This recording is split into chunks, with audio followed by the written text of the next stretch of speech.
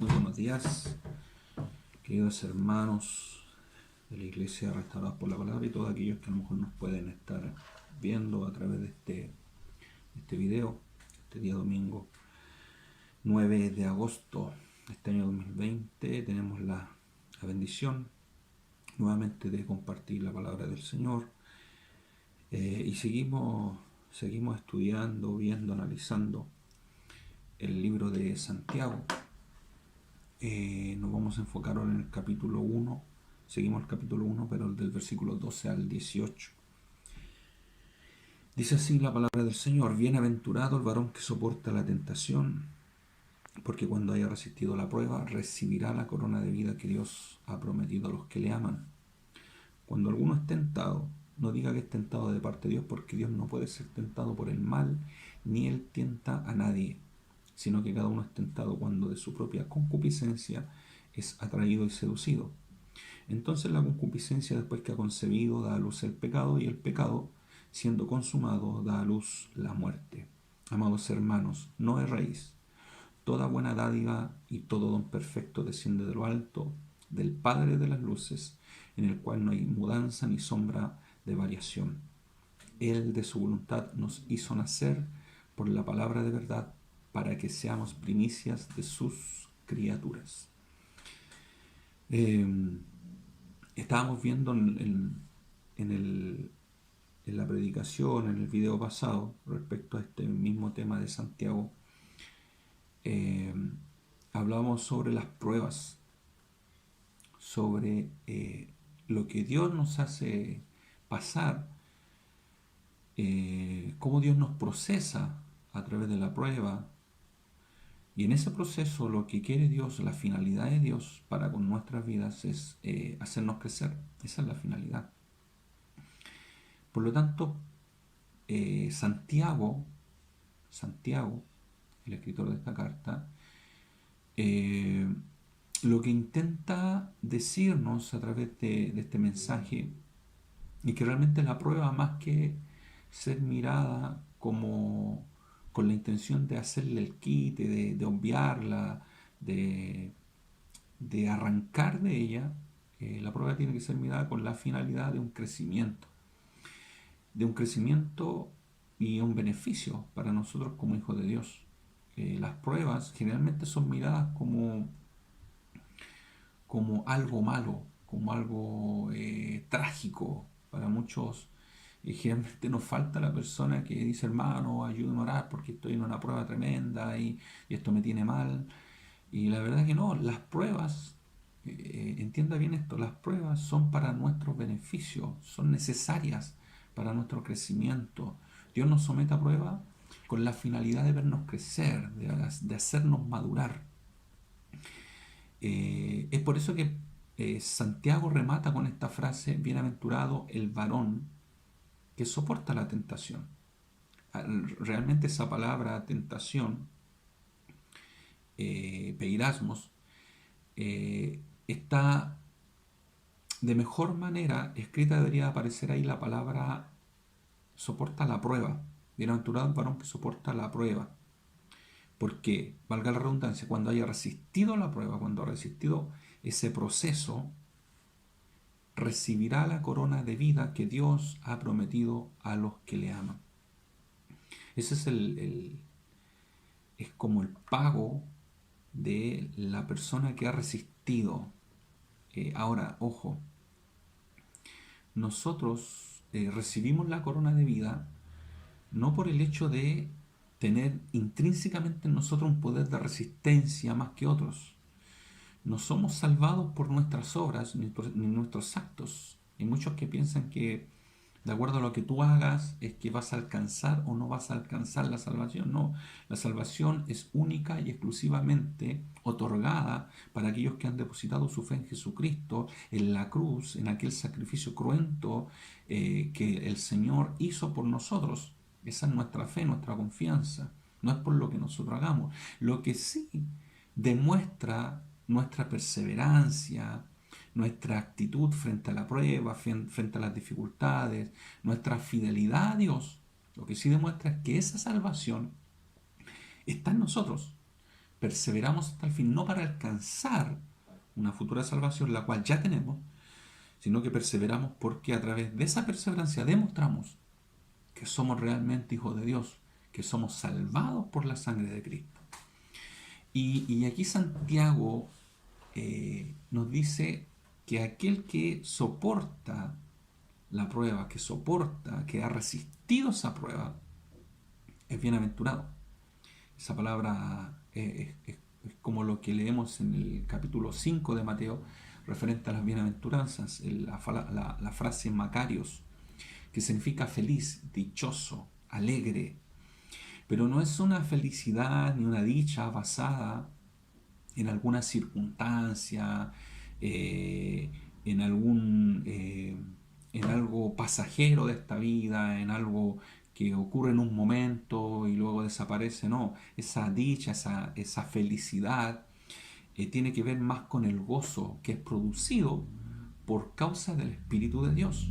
Y ese gozo no se disipa, no se evapora, no se va, dependiendo de la circunstancia. No, independiente de la circunstancia, ese gozo permanece. Por lo tanto, somos felices, somos dichosos que a pesar de la prueba, a pesar de la dificultad, mantenemos nuestra fe en Jesucristo el Señor. Por lo tanto, la persona que ha pasado la prueba, que ha resistido esa dificultad, ese proceso, es feliz, es dichoso, tiene paz, tiene gozo. Y esto hace alusión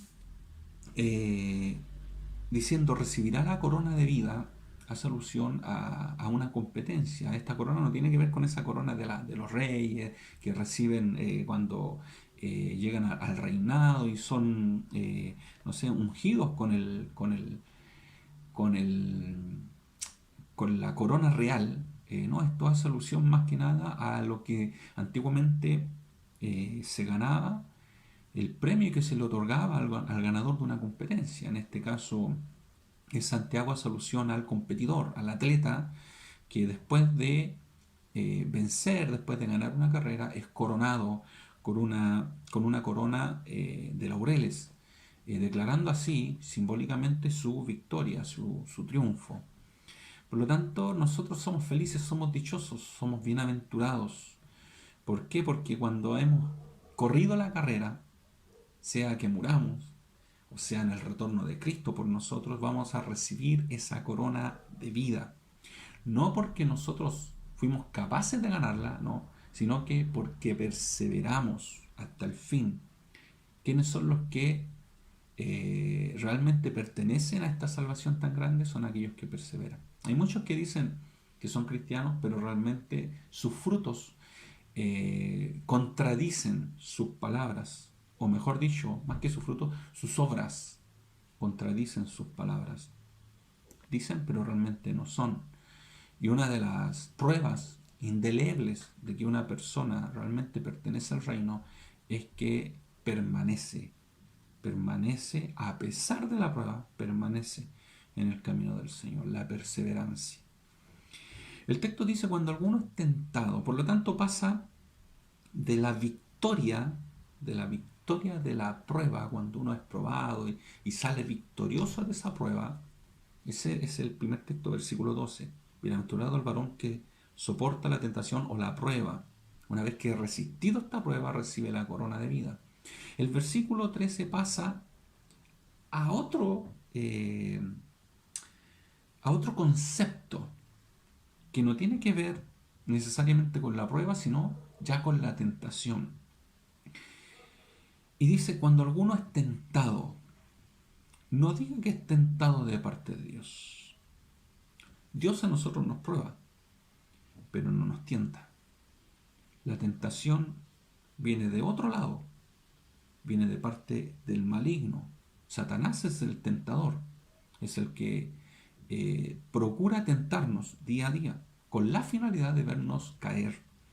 Dios no nos tienta. Cuando alguno es tentado, no diga que es tentado de parte de Dios, porque Dios no puede ser tentado por el mal, ni Él tienta a nadie. O sea, hay muchos que atribuyen la caída, el pecado por causa de la tentación a Dios.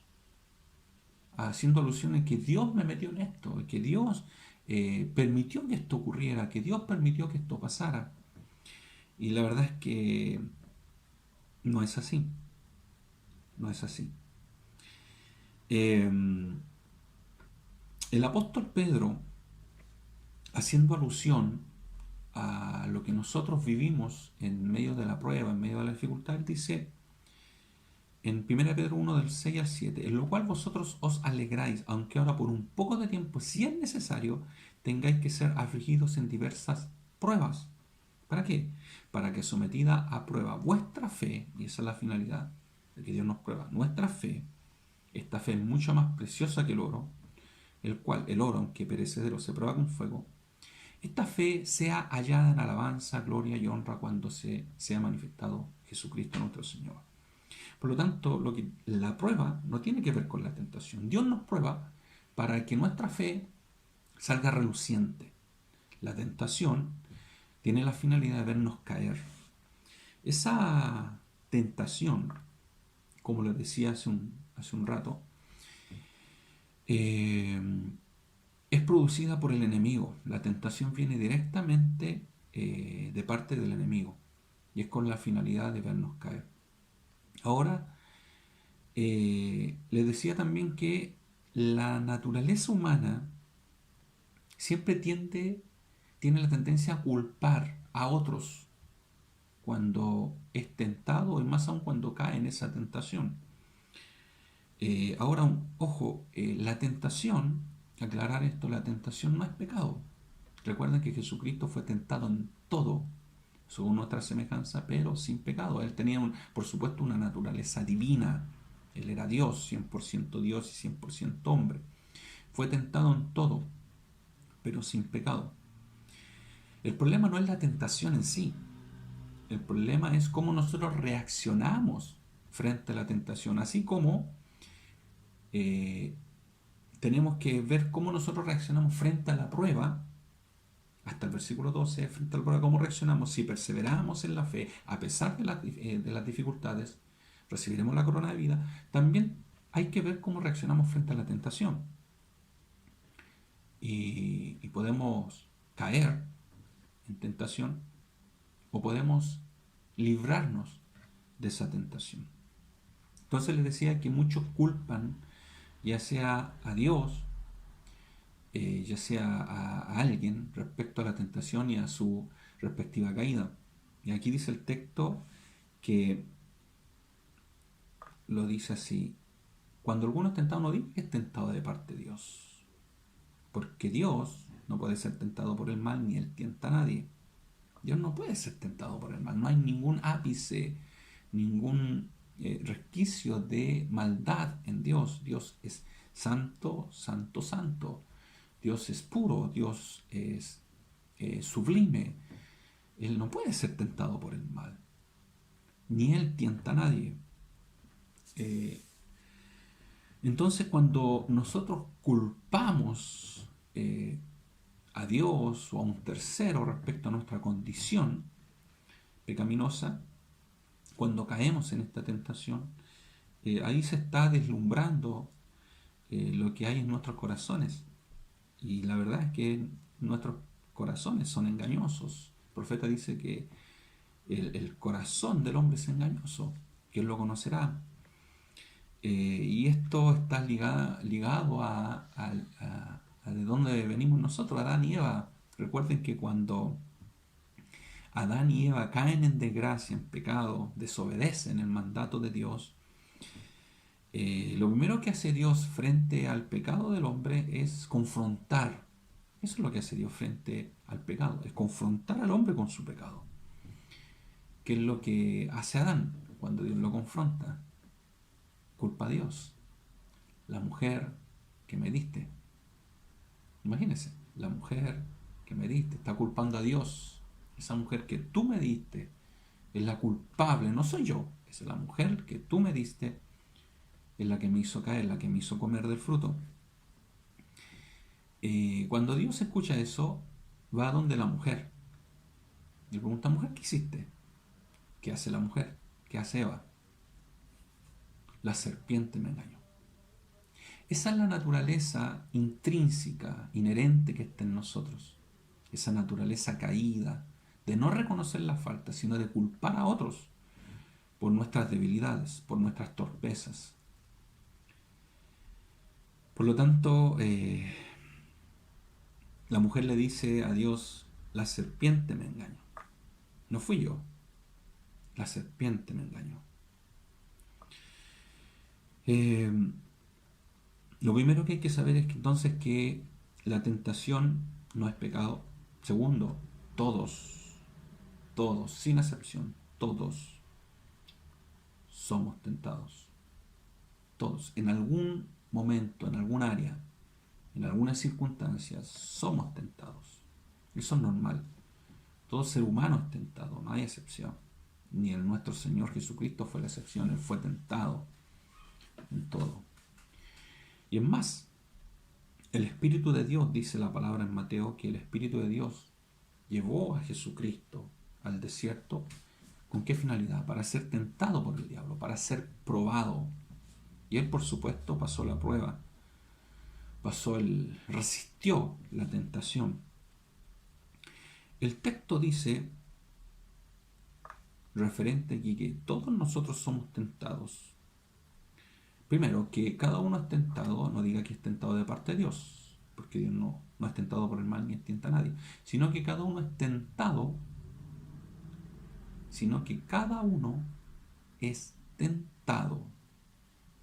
Esa palabra, cada uno es tentado. Está hablando de una universalidad de la tentación, o sea, cada uno es tentado. No todas las tentaciones son iguales para todos. Esto es como querer decir que si yo soy tentado en el ámbito, no sé, de alguna tentación de algún tipo de droga, no quiere decir que otra persona va a ser tentado de la misma forma. Hay diferentes tipos de tentaciones y cada uno, llamémoslo así, tiene su propia tentación, es tentado de acuerdo a su propio deseo, a su propia concupiscencia, como dice el texto. Cada uno es tentado, ¿de qué forma? Cuando de su propia concupiscencia, de su propio deseo. Ahora, queremos aclarar esto. Muchas veces se le atribuye esta palabra a la concupiscencia, algo pecaminoso. Y la verdad es que no necesariamente la concupiscencia es pecaminosa. Esa palabra concupiscencia es una palabra neutral que, que tiene que ver con un deseo fuerte, un deseo eh, profundo por obtener algo. Eso tiene que ver con concupiscencia, un deseo que arrastra, no sé, el pensamiento, la intención del corazón. Por lo tanto, no necesariamente la concupiscencia es pecado. Es una frase neutral. Ahora, depende cómo yo reacciono frente a la tentación, qué es lo que hago yo con ese deseo, casi tiene la connotación de pecaminoso o no. Eh, la palabra de Dios misma nos enseña que, por ejemplo, el que anhela obispado, buena obra desea. Es un deseo. Anhelar obispado, esa palabra anhelar también significa un fuerte deseo. El que tiene el fuerte deseo, una fuerte concupiscencia, deseo de obtener algo, en este caso el obispado, el pastorado, la ancianidad dentro de la viña del Señor. Buena obra desea. El problema es cuando ese anhelo está bañado con intereses personales, con la intención de hacerse conocido, reconocido, famoso, con la intención de usufructuar de forma económica. Cuando vemos que hay pastores que trasquilan las ovejas con la finalidad de hacerse ricos, millonarios. Cuando hay personas que quieren ejercer el pastorado con la finalidad de ejercer cierto dominio y control sobre otros, con prepotencia, con deseos que van de la agarrados de la mano de la, no sé, de la fuerza, de ejercer la autoridad sobre otros con la finalidad de creerse mejor que otros. Esos son deseos pecaminosos. Concupiscencia, que tiene un deseo, un mal deseo. Hay deseos buenos, el deseo de que a otra persona le vaya bien, un deseo ardiente, fuerte, porque otros fructifiquen, que la obra del Señor crezca. Por lo tanto, en cierta forma la concupiscencia en sí no es malo, pero depende el contexto, depende en qué esté enfocada ese deseo, esa concupiscencia. Entonces, cuando uno es tentado, de acuerdo a su propio deseo, de acuerdo a su propia concupiscencia, si esto es con una finalidad pecaminosa, esa concupiscencia, a través de ese deseo, de esa concupiscencia, la persona puede ser atraído, puede ser seducido. Y esta palabra de atracción, de seducción, tienen que ver con términos de cacería, de pesca.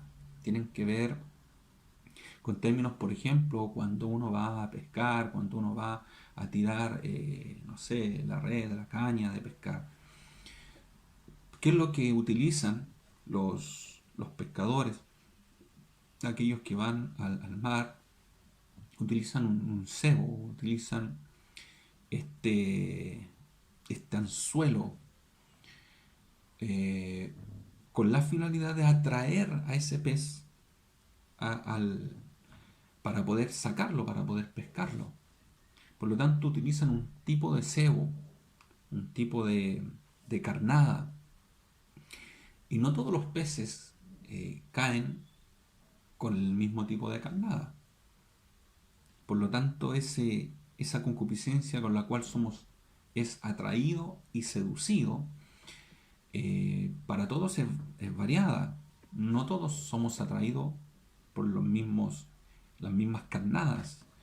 Esa palabra de atraído y seducido también se usa en el ámbito de la caza, de animales. Cuando se le pone una carnada, una presa, para atraer algún tipo de animal, con la finalidad de cazarlo, no todos caen con la misma presa, con la misma carnada. Se usan diferentes tipos de carnada dependiendo del animal. Por lo tanto, nosotros tenemos diferentes deseos. Pero eso sí, la naturaleza siempre, en el hombre siempre es la misma. En el hombre y la mujer la naturaleza siempre es la misma, que una naturaleza pecaminosa. Ahora lo que hace el enemigo es ver cuál es el tipo de carnada, cuál es el tipo de cebo que más nos llama la atención a cada uno. Y con ese tipo de carnada nos atrae. Con ese tipo de carnada somos seducidos, somos atraídos. Y, y lo más terrible de esto es que esa atracción, esa seducción, en cierta forma se produce el, el- la batalla, se produce ¿dónde? Aquí. Aquí en donde nosotros somos atraídos, en nuestra mente somos seducidos. Le digo una verdad, esa verdad es que depende de dónde está nuestra mente, dónde está nuestro corazón, de qué estamos preocupados, es que si nosotros caemos o no en ese cebo o en esa carnada. Es aquí donde se juega la batalla, donde se pelea la batalla.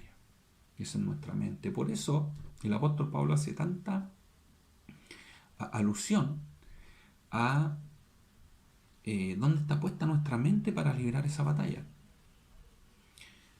Es en nuestra mente donde la tentación gana terreno. Pablo en Romanos 12:2 dice: no os conforméis a este siglo, sino transformaos por medio de la renovación de vuestro entendimiento.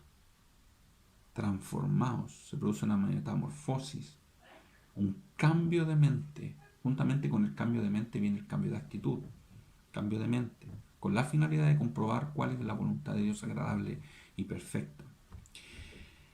Por lo tanto, nuestra mente es, llamémoslo así, el campo de batalla en donde se pelea. Casi uno va, en el momento de la tentación, va a ser atraído y seducido, o va a poder escapar de esa tentación. Es nuestra mente, de que está llena nuestra mente. ¿De qué está llena nuestra mente? Filipenses 4:8, Pablo recomienda y dice, por lo demás, hermanos, todo lo que es verdadero, todo lo honesto, todo lo justo, todo lo puro, todo lo amable, todo lo que es de buen nombre. Si hay virtud alguna, si hay algo digno de alabanza, en esto pensad. ¿Qué es lo que está llenando nuestra mente, nuestros pensamientos?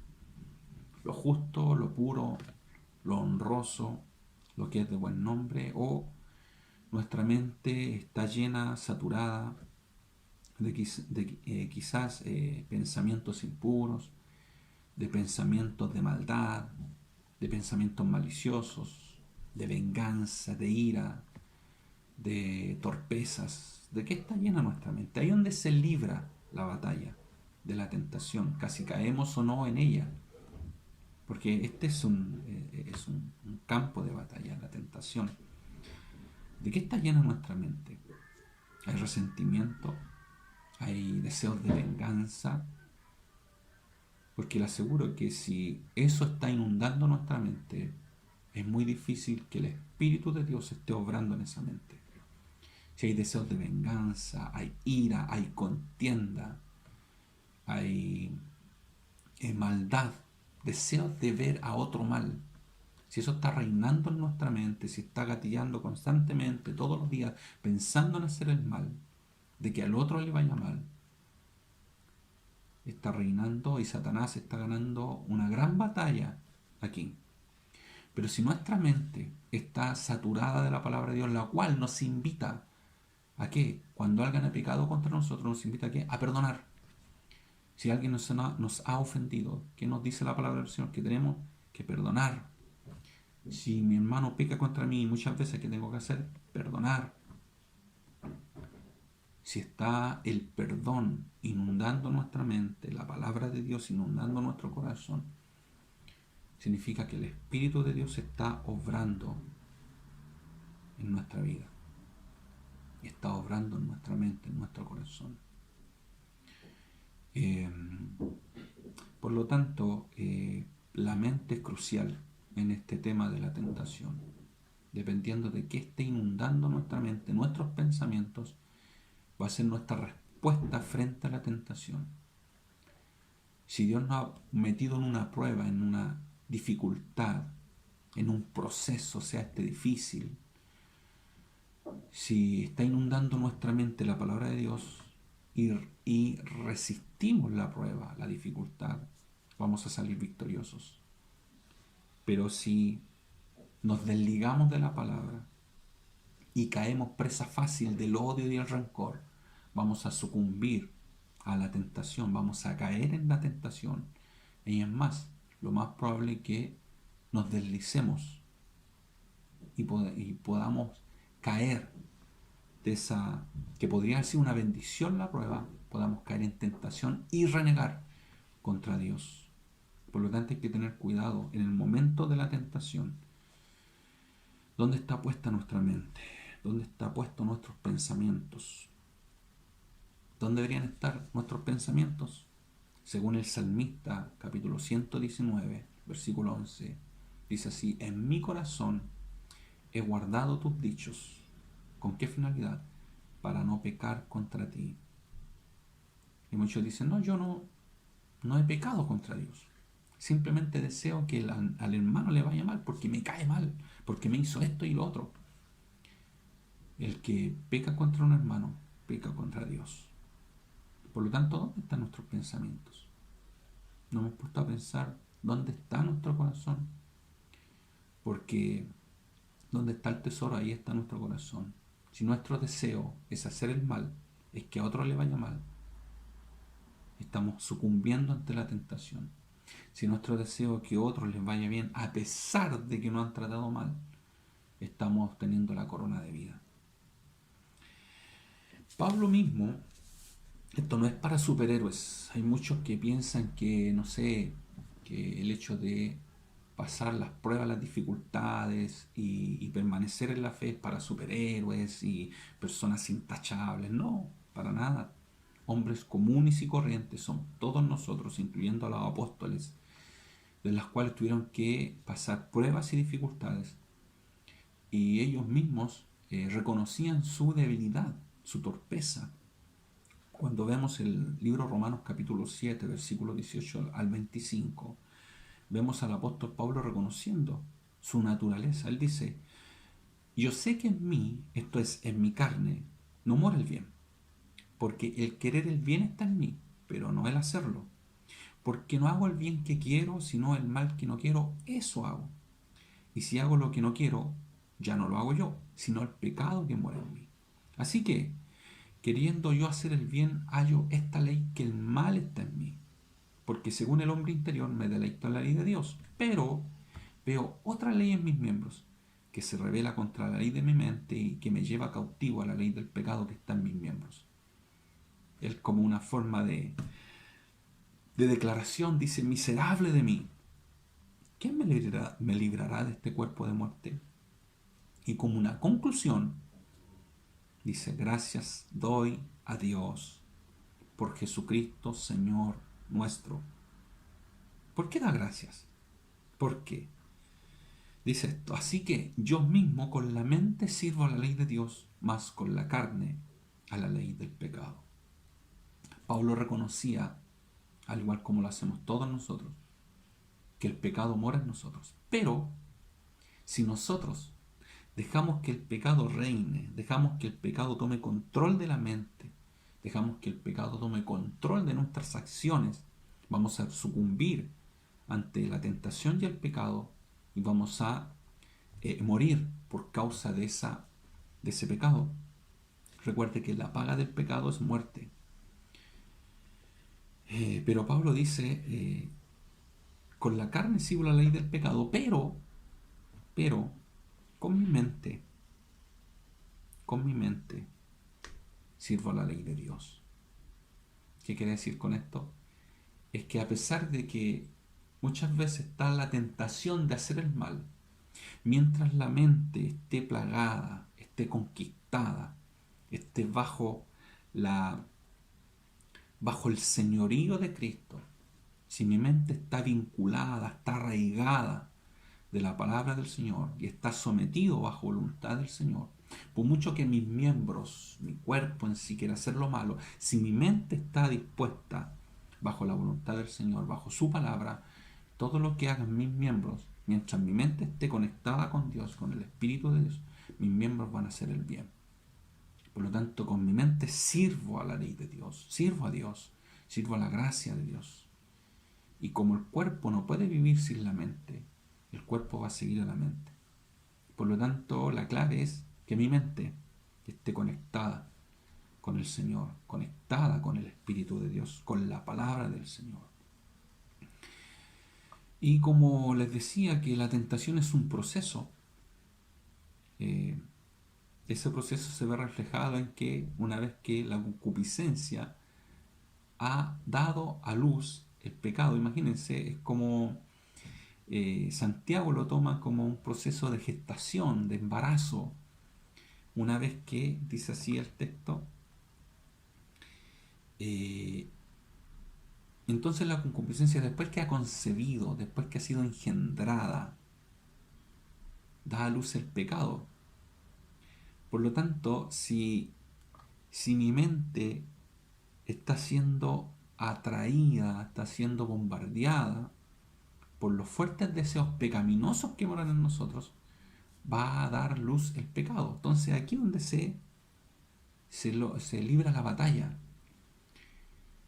No es que una persona peca de la noche a la mañana y hoy día se levantó y pecó deliberadamente de forma instantánea, no. Se maquina el pecado, se piensa, se, se está constantemente trabajando en ello. Es como el embarazo. Es como que la tentación, cuando viene a nosotros y nosotros somos atraídos y seducidos por ella, es engendrada esa concupiscencia, ese fuerte deseo por algo pecaminoso, se engendra. Y juntamente con el engendramiento, el ser engendrado, empieza a producirse un crecimiento, una madurez de ese pensamiento, de esa pecaminosidad. Por lo tanto, Santiago lo compara como al embarazo. Cuando somos atraídos y seducidos por algo fuerte que es naturalmente pecaminoso, eso se va formando en nuestra mente, en nuestro corazón. Si nosotros somos eh, dañados por alguien y empezamos a acarrear malos pensamientos hacia esa persona, vamos permitiendo que el pecado tome control de nosotros. Y una vez que el pecado ha tomado control, la finalidad, al cometer el pecado, la finalidad trae como consecuencia la muerte. Por lo tanto, todo proceso de tentación, cuando caemos en las garras de la tentación y damos rienda suelta al pecado, la finalidad siempre es la muerte. Siempre va a ser la muerte. Y el apóstol y Santiago dice, versículo 16, amados hermanos míos, no erréis. Como él comenzó diciendo que ninguna tentación procede de Dios, él dice, toda buena dádiva y todo don perfecto desciende de Dios, de lo alto, del Padre de las luces, en el cual no hay mudanza ni sombra de variación. Todo lo bueno desciende de Dios. Lo malo está en nosotros. Todo lo bueno desciende de Dios. Él de su voluntad nos hizo renacer por la palabra de verdad, para que seamos primicias de sus criaturas. Por lo tanto, Santiago recalca y dice, no erremos, no nos equivoquemos. La tentación no procede de Dios, procede del enemigo. De Dios viene todo buen don, toda buena dádiva. Él, Dios, nos hizo, de su voluntad nos hizo renacer por la palabra de verdad. Por lo tanto, no podemos decir, cuando pecamos, no podemos decir, no, es que yo pequé porque realmente yo soy así. Te exasperas contra un hermano, contra alguien y dices, no, es que mi padre era así. Por lo tanto, yo tengo ese carácter de mi padre. No. Cuando llegamos a Cristo, somos nuevas criaturas. Las cosas viejas pasaron, todas son hechas nuevas.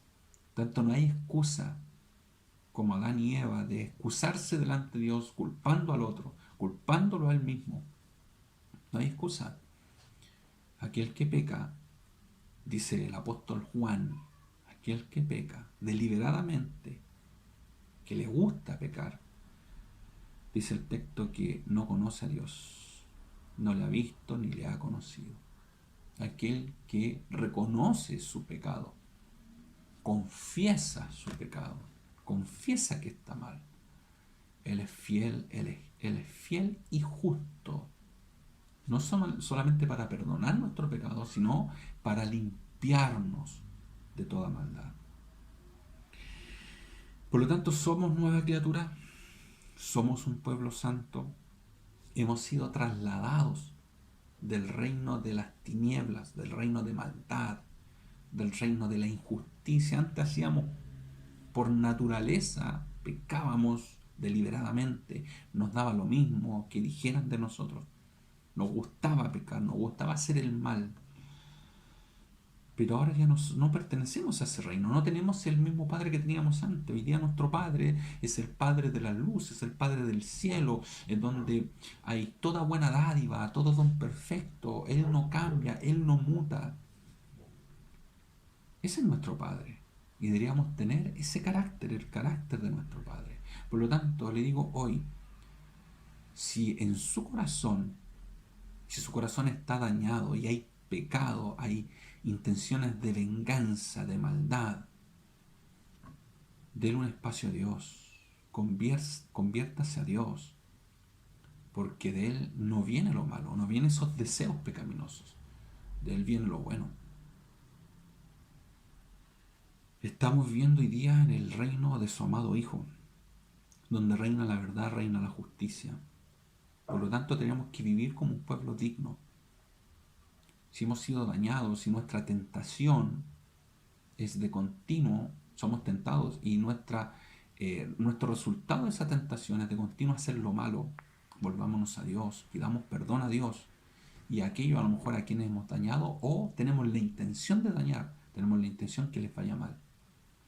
Pidamos perdón a Dios para que Él de su trono salga en auxilio de nosotros y nos socorra. Por lo tanto, tenemos que vivir como un pueblo digno.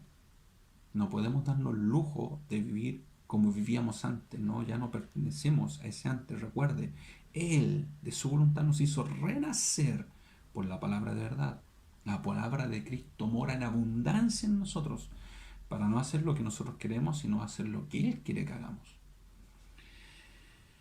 Como conclusión, aprovechemos las pruebas para obtener un mayor crecimiento, sin quejarnos.